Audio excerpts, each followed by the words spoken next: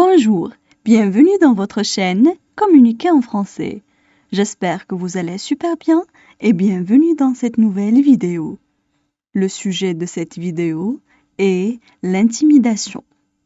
Alors n'hésitez pas à vous abonner à notre chaîne, activez le bouton cloche et partagez la vidéo avec vos amis. On commence la lecture du texte. L'intimidation. La cyberintimidation, c'est quand on utilise des outils technologiques comme un téléphone intelligent ou les réseaux sociaux pour intimider ou harceler une personne. En effet, l'intimidation à l'école et la cyberintimidation sont des phénomènes graves de plus en plus répandus. Les jeunes qui sont ciblés souffrent davantage de dépression et d'isolement. Ils craignent de parler de ce harcèlement et de confier leur malheur à autrui, de peur de subir davantage de maltraitance. Ce phénomène conduit inévitablement au décrochage scolaire. Certaines victimes peuvent tomber malades, avoir des difficultés à dormir et montrent des signes de dépression. Plusieurs enfants prendront un autre chemin pour se rendre à l'école. D'autres ne se présenteront plus en classe. Cette violence en milieu éducatif mène souvent au suicide.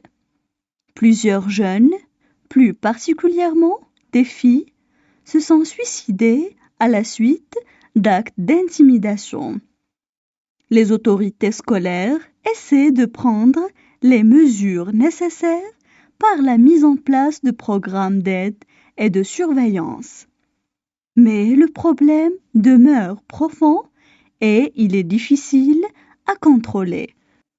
On passe maintenant à la traduction en arabe. L'intimidation. L'intimidation. La cyberintimidation, c'est quand on utilise des outils technologiques. La cyberintimidation, c'est quand on utilise des outils technologiques. Comme un téléphone intelligent ou les réseaux sociaux pour intimider ou harceler une personne.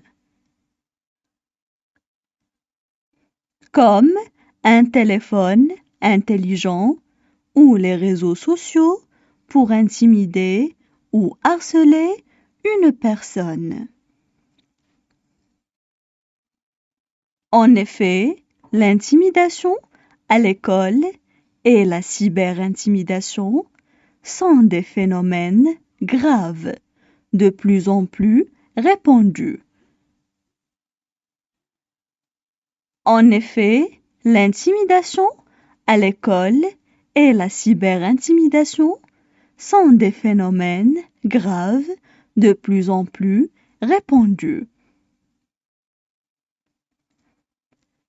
Les jeunes qui sont ciblés souffrent davantage de dépression et d'isolement.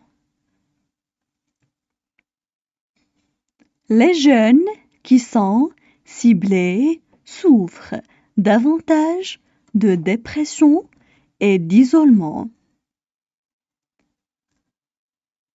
Ils craignent de parler de ce harcèlement et de confier leur malheur à autrui. Ils craignent de parler de ce harcèlement et de confier leur malheur à autrui. De peur de subir davantage de maltraitance.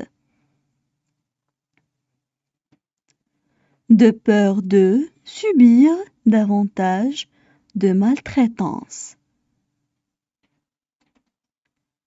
Ce phénomène conduit inévitablement au décrochage scolaire.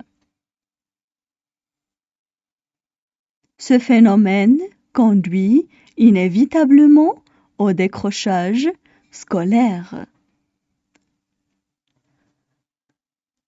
Certaines victimes peuvent tomber malades, avoir des difficultés à dormir et montrent des signes de dépression.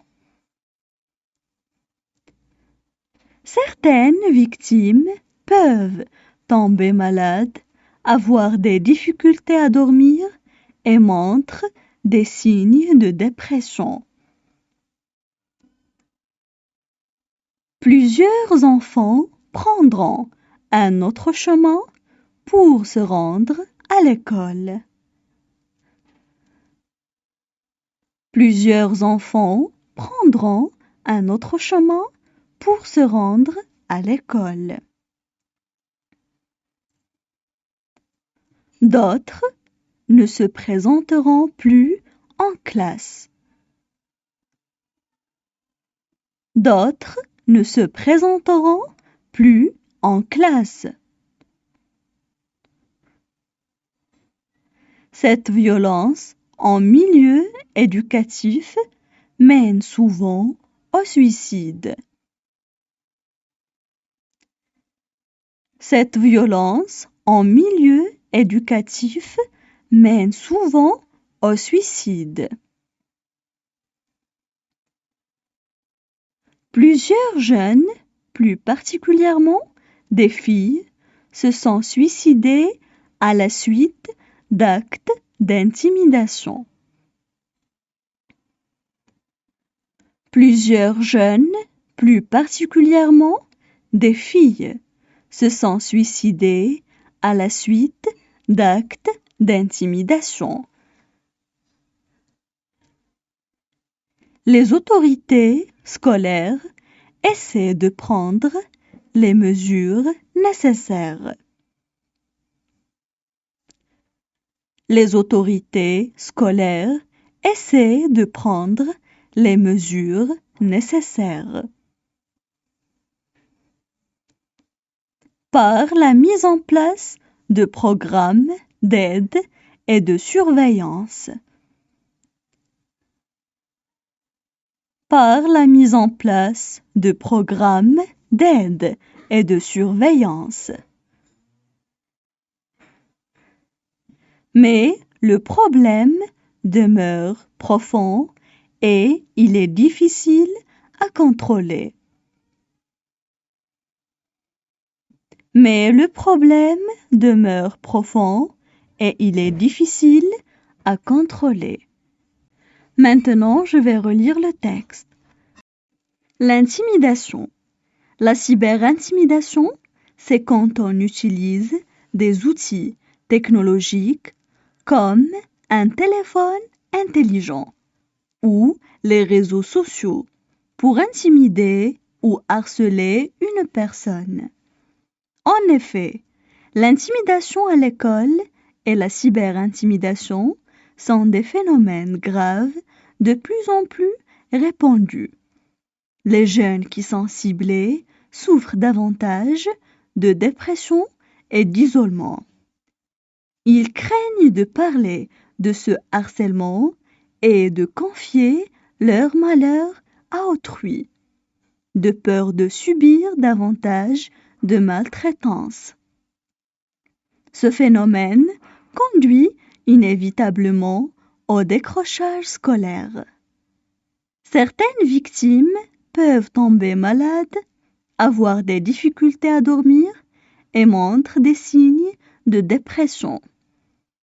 Plusieurs enfants prendront un autre chemin pour se rendre à l'école.